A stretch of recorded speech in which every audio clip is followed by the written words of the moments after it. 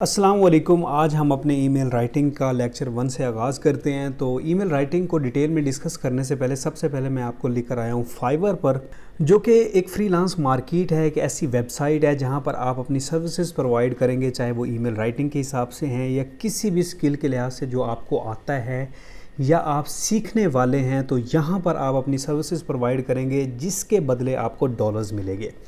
अगर email writing के section को एक्सप्लोर किया जाए तो यहाँ पर दुनिया में बहुत से बंदे हैं जो ईमेल राइटिंग की सर्विसेज प्रोवाइड कर रहे हैं और काफ़ी ज़्यादा अर्न कर रहे हैं। अब मैं हर एक की प्रोफाइल तो आपको नहीं दिखा सकता, ना ही उनकी अर्निंग दिखा सकता हूँ। हाँ, 5 बंदे मैंने सिलेक्ट किए हैं for the purpose of course कि मैं आपके सामने उनकी प्रोफाइल रखूं, उनकी अर्निंग्स रखूं, ताकि आपको आइडिया हो कि जो कुछ मैं करने वाला हूं या जो कुछ मैं सीखने वाला हूं या सीखने जा रहा हूं उसमें मॉनेटरी फ़ायदा है। क्योंकि अगर मॉनेटरी फ़ायदा नहीं हुआ तो उसके करने का कोई फ़ायदा नहीं होता। तो सबसे पहले अगर आप इस भाई साहब को देखें तो ये फाइवर की चॉइस है, यानी जब भी कोई बंदा ईमेल राइटिंग के हिसाब से कोई सर्विसेज लेने फाइवर पर आता है तो फाइवर कहता है कि भाई ये बंदा है जिससे आप काम करवाएं, ये सबसे बेहतर काम करके देता है। इसका अगर इस बंदे से आप बेसिक काम करवाएंगे तो आप देख सकते हैं कि वो बेसिक काम के लिए 47,000 चार्ज कर रहे हैं, स्टैंडर्ड काम के लिए आलमोस्ट 54,000, प्रीमियम के लिए 63,000 चार्ज कर रहे हैं। ये बात का मसला है कि उसके अंदर सर्विसेज क्या क्या हैं, ईमेल में वो क्या चीज़ प्रोवाइड करेंगे और कब डिलीवर करेंगे। आप इनकी अहमियत का, इस कोर्स की अहमियत का अंदाज़ा लगा सकते हैं इस ऑर्डर से कि इस बंदे के पास अभी 3 ऑर्डर क्यू में पड़े हैं। अभी भी इसने 3 ऑर्डर करके देने हैं। मे बी ये 3 ऑर्डर प्रीमियम के हो, मे बी स्टैंडर्ड के हो, मे बी बेसिक के हो, मे बी इन तीनों में हर एक में से कोई एक हो। और आप ये क्लाइंट्स के रिव्यूज़ भी देख सकते हैं जिन्होंने इनसे काम लिया है ईमेल राइटिंग के हिसाब से और उनको पे किया है, उन्होंने रिव्यू दिए हैं इनके लिए। सो पता चला कि काम भी मौजूद है और मोटा पैसा भी मौजूद है। इसके बाद दूसरे बंदे को देखें, ये हैं कमाल साहब। ये पाकिस्तान के ही बंदे हैं और ये भी ईमेल राइटिंग की सर्विसेज प्रोवाइड कर रहे हैं। अगर आप इनका बेसिक काम देखें, बेसिक में ये 4700 चार्ज कर रहे हैं, स्टैंडर्ड में 13,000 और प्रीमियम में आलमोस्ट 32,000 चार्ज कर रहे हैं। और ये डिलीवरी टाइम वगैरह और अनलिमिटेड रिवीजन्स वगैरह ये बाद में डिस्कशन करेंगे। इनके ऑर्डर जो क्यू में पड़े हैं वो 4 ऑर्डर्स क्यू में पड़े हैं और इनके 331 बंदों ने, जो इनके क्लाइंट्स रहे हैं, उन्होंने रिव्यू दिया। लेवल 2 के सेलर है, यानी बहुत ही अच्छे सर्विसेज प्रोवाइड कर रहे हैं फाइवर पर, इसलिए इनकी रैंकिंग थोड़ी अप है बाकियों की निस्बत। ठीक हो गया। इसके बाद नंबर 3 पर कोई मिस हैं, पता नहीं कहाँ की हैं। इनका अगर बेसिक लेवल का काम देखें तो ये बेसिक के लिए 3700 चार्ज कर रही हैं, स्टैंडर्ड के लिए 9400 और प्रीमियम के लिए आलमोस्ट 15,000 चार्ज कर रहे हैं। इनके 10 ऑर्डर्स क्यू में हैं और क्लाइंट्स के रिव्यूज़ देखें 1029 रिव्यूज़ है। लेवल 2 सेलर है, यानी पता चला पैसा भी है और काम भी है, क्योंकि ये क्यू ऑर्डर देखें अभी पेंडिंग में पड़े हैं, देने आए इन्होंने करके। इसके बाद चौथे नंबर पर भी कोई बंदा या बंदी है, पता नहीं चल रहा। बहरहाल ये भी लेवल 2 सेलर है। ऑर्डर तकरीबन 2 ऑर्डर क्यू में पड़े हैं। क्लाइंट रिव्यू 471 है। बेसिक काम के लिए 1800 चार्ज कर रहे हैं, आलमोस्ट 1900। स्टैंडर्ड के लिए ये 4700 और प्रीमियम के लिए ये चार्ज कर रहे हैं 13,167। ठीक हो गया।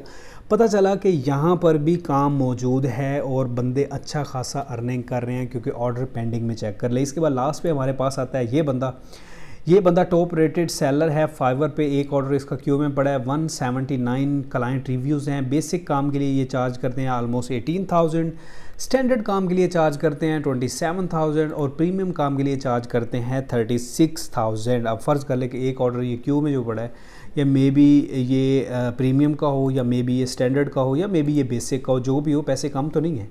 तो पता चला कि ईमेल राइटिंग का कोर्स जो है, जो हम पढ़ने वाले हैं, इसमें मॉनेटरी फ़ायदा है, लोग काम कर रहे हैं और इससे अर्निंग भी कर रहे हैं।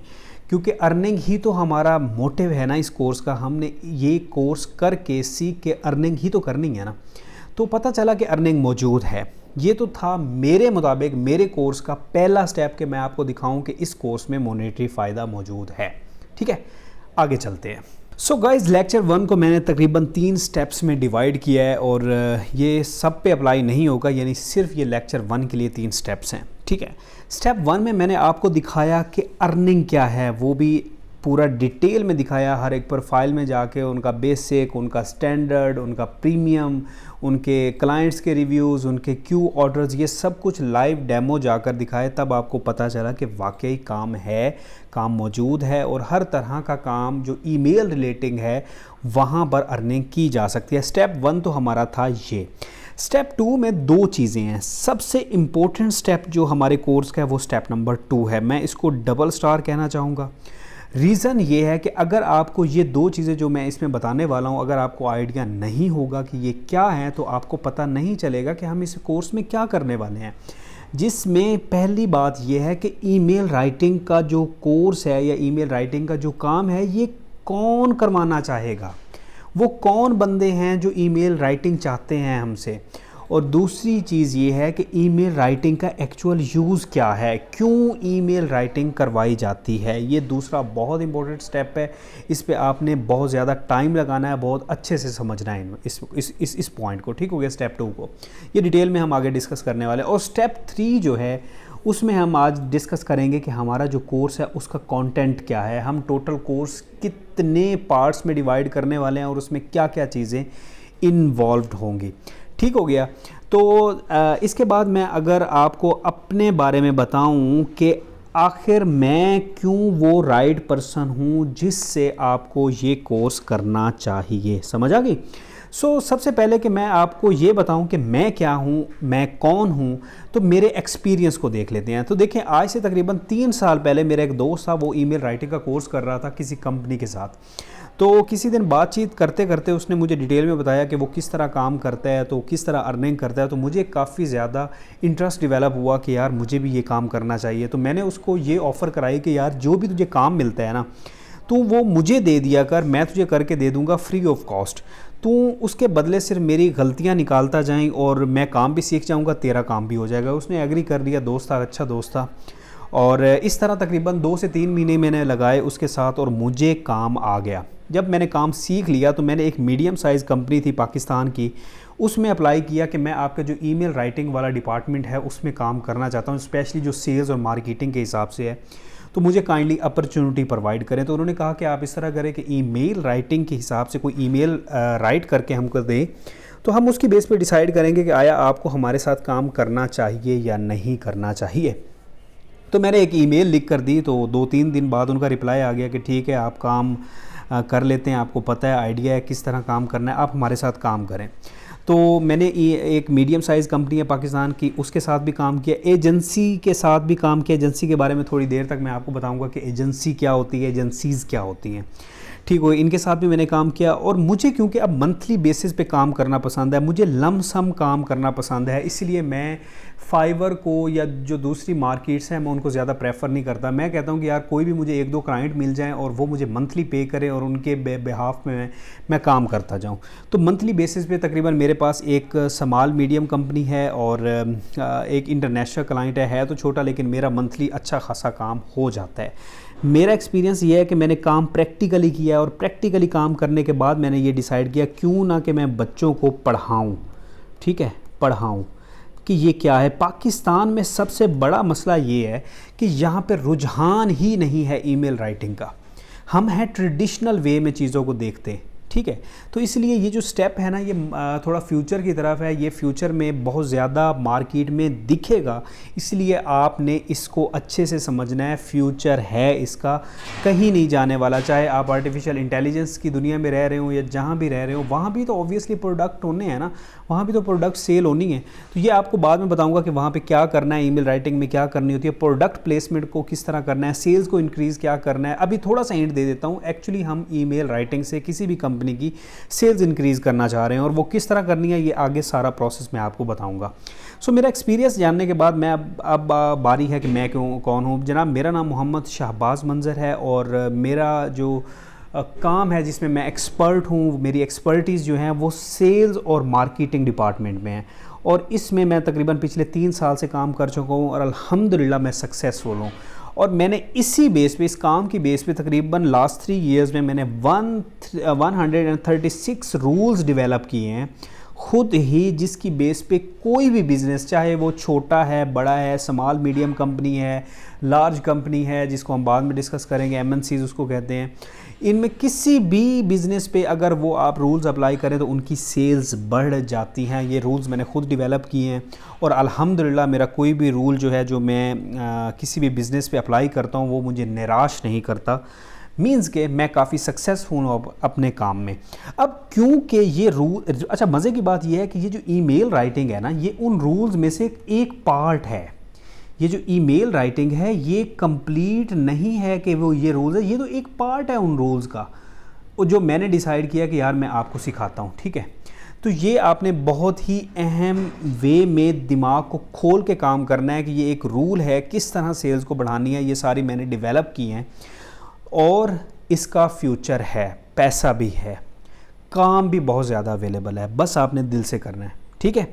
सो स्टेप्स जान लिए, इंस्ट्रक्टर के बारे में जान लिया, चलें जी आगे बढ़ते हैं। सो स्टेप 1 तो हम लाइव डेमो के थ्रू देख चुके हैं, जो हमने वो फाइवर पर जाकर प्रोफाइल्स देखी थी, तो उस पर मज़ीद बात करने का कोई मकसद नहीं बनता। स्टेप 2 जो है वो बहुत ज़्यादा इम्पोर्टेंट है, क्योंकि यहाँ पर 2 बड़े क्वेश्चन खड़े होते हैं कि कौन हमको हायर करेगा और कौन लोग हैं वो जिनको हमारे स्किल्स की ज़रूरत है। अब ये तो नहीं हो सकता ना कि कोई रिक्शे वाला हमको आकर कहे कि जनाब मुझे ईमेल राइटिंग करवानी है, आपसे काइंडली लिख कर दे दें। नहीं नहीं नहीं नहीं नहीं, बिल्कुल नहीं बात है। हमारे लिए एक पर्टिकुलर नीश है, पर्टिकुलर मार्केट है जिनको हमारी ज़रूरत होती है।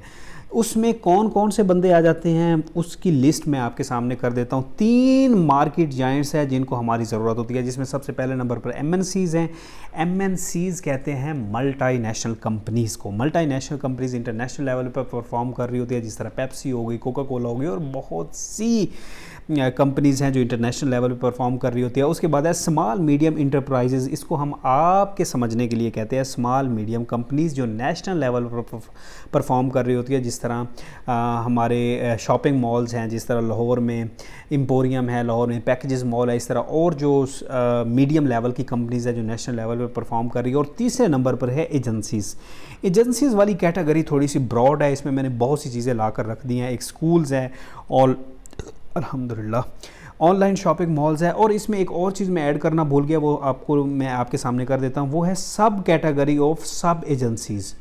सब एजेंसीज़ की एक कैटेगरी है जो मैं इसमें रखना चाहूँगा, क्योंकि समटाइम्स ऐसा होता है कि ये बाद में बताता हूँ कि सब एजेंसी क्या होते हैं। स्कूल वाला सेक्शन को समझे, स्कूल को मैंने एजेंसी में क्यों कहा है। आजकल जो भी स्कूल्स हैं, जो भी कॉलेजेस हैं, जो भी यूनिवर्सिटीज़ हैं, मिसाल के तौर पे उनके अंदर अगर कोई टीचर आ जाए ना, तो टीचर वाले जो हैं, टीचर सबसे पहले वो बताएंगे ईमेल के थ्रू कि भाई हमारे पास ये टीचर आ गया है। नंबर 2 बताएंगे कि उसके क्लासेस पे इतना डिस्काउंट चल रहा है। नंबर 3 वो बताएंगे कि अर्ली इनरोलमेंट ये चल रही है वगैरह वगैरह। तो अगर आपने एडमिशन वगैरह लेना है तो वो हमारे से ले सकते हैं कि ईमेल के थ्रू कम्युनिकेशन हो रही होती है।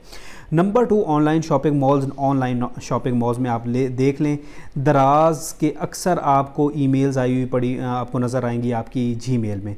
दराज के बाद जो है अली बाबा, ठीक है, अली बाबा जो है उसकी ईमेल्स हैं वो भी आती हैं। उसके बाद अमेज़ॉन है, ये भी ऑनलाइन शॉपिंग मॉल्स में, ये भी एजेंसीज़ के अंदर मैंने इनको रख दिया। उसके बाद है सब एजेंसीज़। सब एजेंसीज़ कौन लोग होते हैं? समटाइम्स कुछ बंदे 4, 5, 6, 7 तकरीबन 10, 15 स्टूडेंट्स जो मिनिमम जो है दो जो बंदे होते हैं वो मिलकर एक एजेंसी बना लेते हैं और वो कहते हैं कि भाई हमारे पास जो भी कोई बंदा आएगा ना तो हम उनको काम करके दे देंगे, या तुम करके दे दोगे या मैं करके दे दूँगा, या फिर जितने भी बंदे हैं हम इस एजेंसी में काम कर रहे हैं हम में से कोई भी काम करके दे देगा। तो इसको भी मैंने एजेंसी के अंदर रख दिया है। तो जो ये एजेंसीज़ हैं ना जो इस लेवल पे काम कर रही होती है, समटाइम्स उनको ईमेल राइटर्स की ज़रूरत होती है, क्योंकि उनके पास काम ज़्यादा होता है, करने वाले कम होते हैं, तो वो भी हमको हायर कर लेते हैं अगर हमको ईमेल राइटिंग आती हो तो। चलें जी, अब इसके बाद चलते हैं, ये क्यों ज़रूरी है ईमेल राइटिंग। जनाब ये हैबिट है इनकी, ये जो 3 जाइंट्स हैं इनकी हैबिट है ईमेल लिस्ट को जनरेट करना और ईमेल लिस्ट को सेव करना। ये क्यों हैबिट है और इसकी बड़ी सॉलिड और बड़ी वैलिड रीजंस है जो थोड़े टाइम के बाद इसी लेक्चर में आपको बताऊंगा कि क्यों ईमेल लिस्ट जनरेट की जाती है, क्यों ईमेल लिस्ट को जनरेट करके उसको सेव किया जाता है। ठीक हो गया, थोड़ी देर तक आपको आइडिया हो जाएगा। यहाँ तक समझ आ गई कौन कौन से जाइंट्स हैं?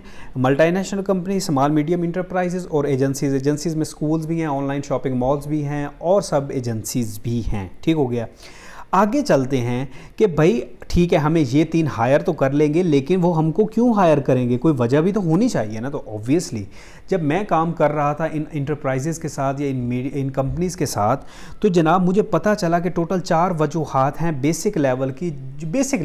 जो एक्सट्रीम लेवल की हैं वो तो आने वाले टाइम में मैं आपके साथ डिस्कस करूंगा इस कोर्स में, लेकिन जो बेसिक वजूहात हैं वो 4 हैं जिस वजह से हमको हायर किया जाता है। सबसे पहले, कोई भी कंपनी जो कि ऊपर मैंने जायंट्स गिनवाए हैं, स्मॉल मीडियम हो गई, MNCs हो गई, एजेंसीज होगी, वो अपनी सेल्स को बढ़ाने के लिए जो उनके पास ईमेल डाटा पड़ा है उनको बढ़ाने के, उन ईमेल डाटा के थ्रू जो उनके पास ईमेल लिस्ट जो जनरेट की थी उन्होंने और उन्होंने सेव की थी, उसके थ्रू अपनी सेल्स को बढ़ाने के लिए हमें हायर करेंगे कि जनाब हमें कोई ऐसी ईमेल लिख कर दे जिससे हमारी सेल्स बढ़ जाए। जब हम वो कस्टमर्स को सेंड करें तो वो उससे हमारी सेल्स बढ़ जाए, तब भी हमको हायर किया जाएगा।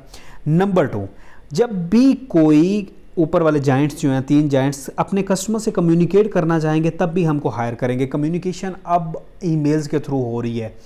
रीज़न क्यों ईमेल्स के थ्रू हो रही है वो भी थोड़ी देर तक आपको बताता हूँ। उसके बाद जब भी कोई कंपनी, जब भी ऊपर वाले जाइंट्स अपनी कोई प्रोडक्ट लॉन्च करेंगे, ठीक हो गया, जब भी कोई प्रोडक्ट लॉन्च करेंगे, जब भी कोई सर्विस इंट्रोड्यूस करवाएंगे मार्केट में, या कोई भी चेंज लेकर आएंगे अपनी प्रोडक्ट में, सर्विस में या फार्मूला में वगैरह वगैरह, किसी भी चीज़ में, इन तीनों में से कुछ भी करेंगे ना, ये जो ऊपर वाले जाइंट्स हैं MNCs, SME और एजेंसीज, तो तब भी वो हमको हायर करेंगे जनाब हमें ईमेल लिख कर दे ताकि हम अपने कस्टमर से कम्युनिकेट कर सकें, ताकि वो उस कम्युनिकेशन के थ्रू हमारी सेल्स बढ़ सके। ठीक हो गया, ये तीसरी वजह होगी। और चौथी बड़ी वजह विदाउट डिस्टर्बेंस। क्यों? अब विदाउट डिस्टर्बेंस वाला जो कॉन्सेप्ट है इसको समझे। ईमेल है फॉर्मल डॉक्यूमेंट, ठीक हो गया।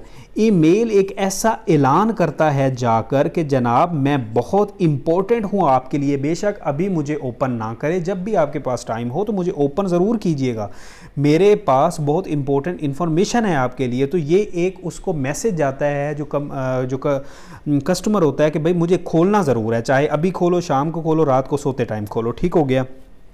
तो इसीलिए विदाउट डिस्टर्बेंस हम कस्टमर से कम्युनिकेट करना चाहते हैं। फ़र्ज़ कर लें कि अगर आप उनको कॉल करेंगे कस्टमर को, तो आप उसको डिस्टर्ब कर रहे होंगे, मे बी वो मीटिंग में हो, मे बी आप कह लें कि वो सोया हुआ हो या उनकी फैमिली में कोई फंक्शन हो, तो आप उसको कॉल करेंगे तो वो डिस्टर्ब होगा। या अगर आप उसको व्हाट्सएप करेंगे, व्हाट्सएप भी समटाइम्स ऐसे ही कंसीडर किया जाता है कि जनाब ये कोई तरीका तो नहीं है कि आपने मुझे व्हाट्सएप कर दिया या व्हाट्सएप कॉल कर दिया या मुझे टेक्स्ट कर दिया है।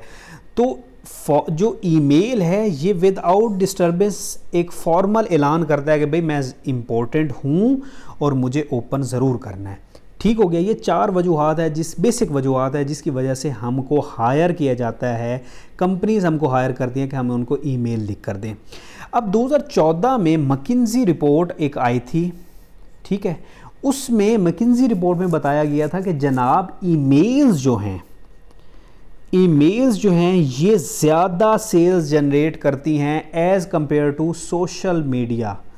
ये जो सोशल मीडिया है इससे ज़्यादा, सोशल मीडिया के थ्रू कम सेल्स जनरेट होती हैं, ईमेल के थ्रू ज़्यादा सेल्स जनरेट होती है। सोशल मीडिया में फेसबुक है, जिसको हम FB कहते हैं, इंस्टा है, जिसमें यूट्यूब है, ठीक हो गया ना।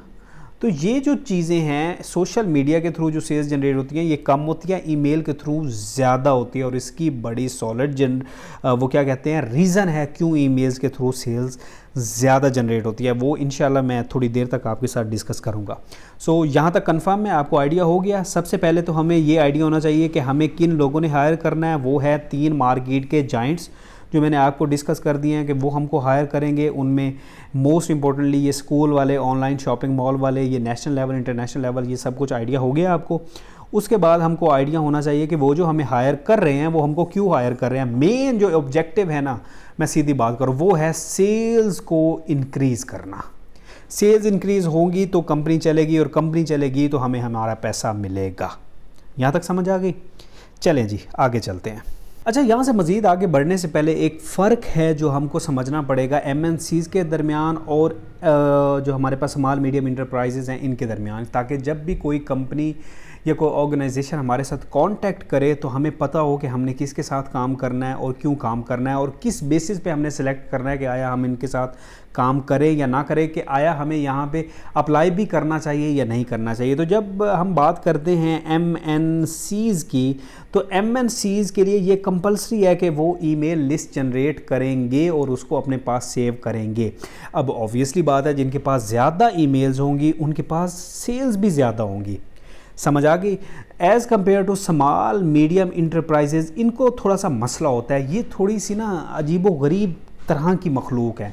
पाकिस्तानी है ना हम मोस्टली, तो पाकिस्तानी क्या करते हैं कि भाई ठीक है ईमेल्स मिल जाए तो वो भी ठीक है, ना मिले तो भी ठीक है। तो इस वजह से ये मार्क आती हैं। इनके पास कंपलसरी, ऑब्वियसली जब इनके पास ईमेल्स ही नहीं हैं तो वो कंपलसरी फिर कहाँ से बात रही। और ऑब्वियसली जब इनके पास ईमेल्स नहीं हैं तो सेल्स भी जो हैं वो डिक्रीज़ रहेंगी, इनके पास सेल्स भी नहीं होगी। तो ये एक बहुत ज़्यादा बड़ा डिफरेंस है जो हमें समझना पड़ेगा कि हमने अप्लाई कहाँ पे करना है या फिर हमें कंपनी कौन सी सिलेक्ट करनी है, ऑर्गेनाइजेशन कौन सी सिलेक्ट करनी है जब हमने किसी के साथ काम करना है। यहाँ पर जी सबसे इम्पोर्टेंट फैक्टर आ जाता है जो मैंने आपको बताई थी ना कि ईमेल क्यों वो जो कंपनीज़ हैं वो बनाती हैं, लिस्ट क्यों जनरेट करती हैं और क्यों सेव करती हैं। ये वो पॉइंट्स हैं जो बहुत इम्पोर्टेंट है, जो फ्यूचर को लेकर भी इम्पोर्टेंट है। और मेरे हिसाब से ये समझना पड़ेगा आज की जितनी भी ऑर्गेनाइजेशंस है उनको इन चीज़ों को समझे बगैर वो ऑपरेट कर रहे हैं, इसलिए वो सक्सेसफुल नहीं होते।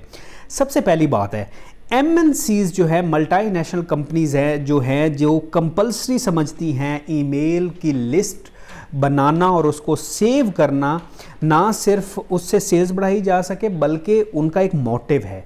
MNCs का मानना है कि हर उस प्लेटफॉर्म को यूज़ करके बिजनेस चलाना जो कि किसी और की मलकियत में है वो बहुत बड़ा रिस्क हो सकता है कंपनी के लिए, ऑर्गेनाइजेशन के लिए। समझ रहे हैं? फ़र्ज़ कर लें फेसबुक है, इंस्टाग्राम है, लिंक्डइन है, आप समझ लें यूट्यूब है, आप समझ लें स्नैपचैट है, जो भी हैं, जो जितनी भी मैंने आपको गिनवाई है, कौन कौन सी गिनवाई है, फेसबुक गिनवाई है, इंस्टा गिनवाया है, यूट्यूब गिनवाई है, ये तो छोटी सी एग्जांपल्स हैं ना। ये इनके थ्रू जब भी बिजनेस करेंगे ना हम, तो ये रिस्क में रहेगा। क्यों?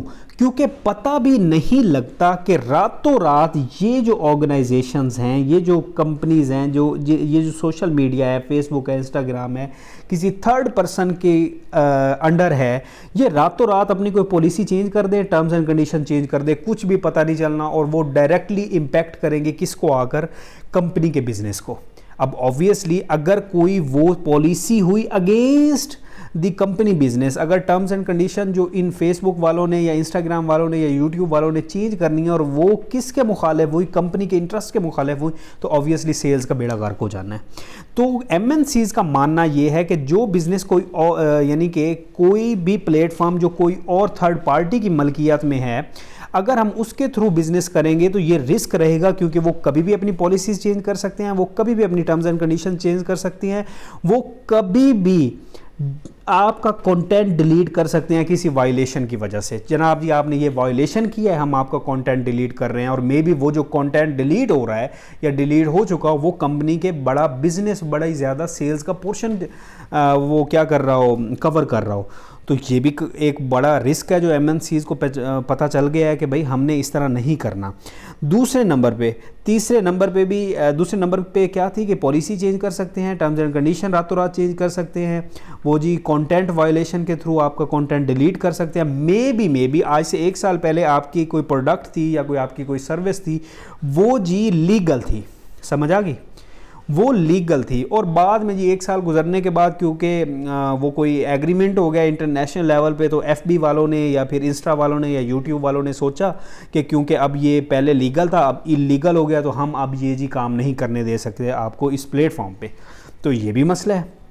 अगर आपका बिज़नेस फेसबुक की वजह से चल रहा है या इंस्टाग्राम की वजह से चल रहा है या यूट्यूब की वजह से चल रहा है, तो तब भी आप गए काम से, क्योंकि पहले वो काम लीगल था, अभी लीगल हो गया है। तो एमएनसीज़ का मानना ये है कि जब भी कोई लीगल टू इलीगल होगा तब भी हमारा बिज़नेस इम्पैक्ट हो जाए, बिज़नेस इम्पैक्ट करेगा।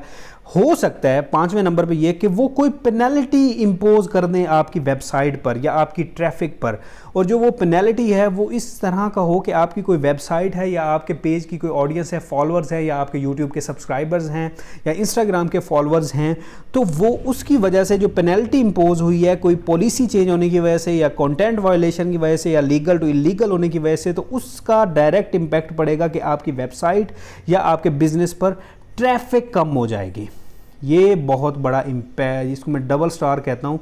अगर आपकी वेबसाइट पर ट्रैफिक कम हो गई तो मुझे क्या बताएं क्या होगा? ऑब्वियसली जो ट्रैफिक है वो कम होगी तो सेल्स भी कम होंगी, ये एक दूसरे के डायरेक्टली प्रोपोर्शनल है। तो इस वजह से जो हमारी मल्टीनेशनल कंपनीज हैं वो ईमेल्स मेंटेन करती हैं, समझ रहे हैं? ईमेल्स मेंटेन की जाती हैं। क्यों दूसरा क्या करना ईमेल्स को मेंटेन किया जाता है, उसकी बड़ी रीज़न है। वो कहते हैं जी, don't leave your business in somebody's hand. हमने अपना बिजनेस किसी थर्ड पर्सन के हाथ में नहीं रखना। हम नहीं चाहते कि फेसबुक हमारे बिजनेस को हैंडल कर रही हो, हम नहीं चाहते यूट्यूब की वजह से हमारा बिजनेस चल रहा हो, हम नहीं चाहते कि हमारा इंस्टाग्राम की वजह से बिजनेस चल रहा हो। हमारे पास ईमेल्स मौजूद हों। हमने अपना बिजनेस जो है वो किसी थर्ड पर्सन के हाथ में नहीं देना, क्योंकि अगर हमने किसी के हाथ में अपना बिजनेस दे दिया तो हमारे हाथ में कुछ नहीं होगा, कंपनी के हाथ में कुछ नहीं होगा। आपको भी पता है, अगर फेसबुक के हाथ में आपका बिजनेस है तो फिर आप उसको उस लेवल पर नहीं चला सकते, क्योंकि वो रातों रात कोई चेंज कर दें और फिर आप दूसरे दिन सर पकड़ के बैठे हो। ठीक है, ये भी एमएनसीज़ को पता चल गया, मल्टीनेशनल कंपनी को। इसीलिए ईमेल राइटिंग जो कर दी है वो मैंडेटरी है एमएनसीज़ के लिए और बड़ी ऑर्गेनाइजेशन के लिए जो खुद को सक्सेसफुल लेकर जा रही है, क्योंकि वो नहीं चाहती कि हमारा जो बिज़नेस है वो किसी जी थर्ड पार्टी के हाथ में हो। क्योंकि अगर ऐसा हुआ तो कंपनी के कंट्रोल में कुछ भी नहीं होगा, और अगर कंपनी के कंट्रोल में कुछ भी नहीं है तो आप अंदाज़ा लगा सकते हैं कि उससे कितना बड़ा नुकसान हो सकता है। उम्मीद है कि आपको यहाँ तक समझ आ गई होगी, जिसमें हमने डिस्कस किया कि एमएनसीज़ और एसएमई में क्या डिफरेंस है, कौन एक ज़्यादा बेहतर वे में ईमेल्स को सेव करता है, ईमेल लिस्ट को जनरेट करता है और उसको सेव करता है। एमएनसीज़ के लिए तो ज़रूरी है। क्यों ज़रूरी है? क्योंकि उनको पता चल गया कि भाई हमने अपना बिज़नेस किसी थर्ड पार्टी के हाथ में नहीं देना। क्यों नहीं देना? वो जी अगर दे दिया तो वो रातों रात जी पॉलिसी चेंज कर दें, टर्म्स एंड कंडीशन चेंज कर दें, या शायद कंटेंट वायलेशन की वजह से कोई इम्पोज कर दें, कोई मसला खड़ा कर दें, लीगल काम था उसको इलीगल कर दें, ट्रैफिक लो कर दें आपकी वेबसाइट पर। तो यहाँ पर मसले लगे रहते हैं। इसीलिए जो एमएनसीज़ हैं वो एक्सपर्ट को हायर करती हैं कि भाई आप हमारे लिए ईमेल लिखें। पहले तो उन्होंने ईमेल लिस्ट तो मेंटेन करनी है, क्योंकि वो किसी और के हाथ में अपना बिजनेस नहीं देना चाहते, और वो वाहिद ईमेल्स की लिस्ट ही होती है जो उनके पास बेहतर वे में सेव होती है। और कोई कॉन्टैक्ट, क्योंकि वो थर्ड पार्टी की वजह से अगर कॉन्टैक्ट में रहेगा तो मसला हो सकता है, ईमेल उसके पास ही रहेगी। ठीक हो गया? इसीलिए हम एक्सपर्ट्स को हायर किया जाता है कि हमको ऐसी ईमेल लिख कर दे जो ना सिर्फ हमारे कस्टमर को डिलीवर हो, बल्कि डिलीवर होने के बाद वो कस्टमर इसको ओपन करे, और ना सिर्फ वो ओपन हो बल्कि वो इस पे डिसीजन लेके सेल भी जनरेट करे। ये इंपॉर्टेंट कंक्लूजन है जो कि कंपनी चाहती है कि मुझे ईमेल राइटिंग से चाहिए। अब समझ आ रही है कि ईमेल राइटिंग क्यों इंपॉर्टेंट है? क्योंकि आने वाला दौर जो है ना, उसमें बड़ी कंपनीज़ और बड़े लेवल की कंपनीज़ रियलाइज़ कर चुकी हैं कि हम थर्ड पर्सन के पास अपना डाटा नहीं रख सकते, थर्ड पर्सन के बिहाफ पे हम अपना काम नहीं कर सकते। इसीलिए ईमेल्स को मेंटेन करना ज़रूरी है, और इसीलिए ईमेल राइटर्स की अहमियत दिन ब दिन बढ़ती जा रही है, स्पेशली पाकिस्तान में भी, और इसका ट्रेंड बढ़ता ही जा रहा है और बहुत ज़्यादा नज़र आएगा आपको आने वाले टाइम में। ये मेरी प्रेडिक्शन है, आप देख लीजिएगा। इसलिए ये कोर्स बहुत ज़्यादा ज़रूरी है। यहाँ तक समझ आ गई? चलें जी आगे चलते हैं। अब आपको आइडिया हो चुका है कि ईमेल राइटिंग का कोर्स जो है वो बहुत ज़्यादा इम्पोर्टेंट है फ्यूचर के पर्सपेक्टिव से। तो इसके लास्ट स्टेप को हम डिस्कस करते हैं, जो आज के लेक्चर का लास्ट स्टेप है, उसमें हम डिस्कस करने वाले हैं कंटेंट को, हमारे कोर्स का कंटेंट क्या होगा। बेसिक आपको आइडिया दे दिया कि हमने हमारे कोर्स का पर्पस क्या है, ठीक है। पर्पस कंप्लीट होने के बाद कंटेंट में सबसे पहले हमने डिस्कस करना है कि ईमेल ड्राफ्टिंग किस तरह करनी है, ठीक हो गया। ईमेल ड्राफ्टिंग के बाद दूसरा स्टेप होगा कि हमने हाई वैल्यू कंटेंट ऑफर को किस तरह ईमेल में पुट करना है। क्यों, उसकी रीज़न आपको बताई है मैंने पहले भी, ये थोड़ी देर पहले बताई है कि ना सिर्फ वो डिलीवर हो, ओपन भी हो और उससे सेल्स भी जनरेट हो, ठीक हो गया। दूसरे नंबर पे हमारी होनी है हाई वैल्यू कंटेंट ऑफर। तीसरे नंबर पे हमने सीखना है कि ईमेल की फॉर्मेटिंग किस तरह करनी है, ठीक हो गया। चौथे नंबर पे हमने चीज़ सीखनी है कि ईमेल की स्टाइल किस तरह करना है ईमेल को, ठीक हो गया। और पांचवें नंबर पे हमने चीज़ को डिस्कस करना है गेटिंग इट ओपन, क्या कस्टमर इसको ओपन कर पाएगा, क्या हमारी ईमेल में इतना दम होगा कि जब उसके पास जाएगी वो ईमेल और वो कहेगा कि ठीक है यार मुझे इसको ओपन करना चाहिए। ये ना हो ना कि सुबह के पास पहुँचे और वो इसको फारिग कराए, कहे कि भाई प्रमोशनल है इसको फारिग कराओ। ऐसा नहीं, हमने उसको किस तरह डिज़ाइन करना है कि सामने वाला बंदा इसको ओपन करे। छठे नंबर पे हमने देखना है कि टाइमिंग ऑफ ईमेल क्या रखना है। बहुत इंपॉर्टेंट चीज़ है ये वो चीज़ है जिसको कोई बंदा नहीं जानता। मुझे नहीं लगता कि मोस्टली बंदे जो पाकिस्तान में वो जानते होंगे। ईमेल सेंड करने का एक पर्टिकुलर ख़ास टाइम होता है जब हमको ईमेल सेंड करनी चाहिए। हम तो लिख कर दे देंगे, लेकिन समटाइम्स ऐसा होता है कि कंपनीज़ वाले हमें ही कहते हैं कि जनाब ये वाली लिस्ट है, क्योंकि अब आप हमारे डिपार्टमेंट में हैं, तो इस वजह से आप ईमेल ट्रांसफ़र भी करें इस लिस्ट को। तो टाइमिंग उस टाइम बड़ी इंपॉर्टेंट होती है ताकि सेल्स जो हैं वो ज़्यादा से ज़्यादा जनरेट हो, ठीक हो गया। टाइमिंग हम डिस्कस करेंगे। उसके बाद गेटिंग इट क्लिक्ड, यानी कि जब उसको पता चले कि भाई ये ईमेल मेरे पास आ गई है और उसने डिसीजन भी ले लिया है कि मैंने 1 घंटे तक इसको ओपन करना है, तो वो इसको क्लिक करके ओपन भी करे। ये ना हो कि बस उसे कहे कि भाई हाँ देख लेता हूँ, ये काम नहीं। हमने उसको डिज़ाइन ऐसे करना है कि वो मजबूर हो जाए, वो उसको ओपन करे, वो उसको क्लिक करे, ठीक हो गया। और फाइनली जो हमारे पास स्टेप है उससे हमने सेल्स जनरेट करनी है। किस तरह, वो लास्ट स्टेप में आपको पता चल जाएगा। कंपनी भी हो सकती है, वो हमारे थ्रू भी काम ले सकती है, ये उसकी मर्ज़ी की बात है। हमारा काम है ईमेल लिख कर देना, लेकिन मैं आपको सब कुछ बताऊंगा ताकि चाहे आप सिर्फ ईमेल लिख कर दें तब भी आपको फ़ायदा हो, या कंपनी आपको कहे कि भाई ईमेल तो लिख दी है तो साथ में डिलीवर भी कर दो, तो तब भी आपको कोई मसला ना हो, ठीक है। तो ये हमारा कंटेंट होना है। देखते हैं कि हमारा ये लेक्चर्स कितने बनते हैं। होप्स हो कि तकरीबन 4 से 5 घंटे के लेक्चर्स में आपको सारा कुछ सिखा दूं, लेकिन थोड़ा सा ज़्यादा भी हो सकता है। तो परेशान नहीं होना, ईमानदारी से काम करना है। कोई भी मसला, कोई भी परेशानी हो तो जो हमारा व्हाट्सएप ग्रुप है वो मुझसे पूछ सकते हैं, मैं आपको सारा टोटली गाइड कर दूंगा, ठीक है। तो मिलते हैं अपने नेक्स्ट लेक्चर में। अपना बहुत ज़्यादा ख्याल रखिएगा, तब तक के लिए खुदा हाफिज़।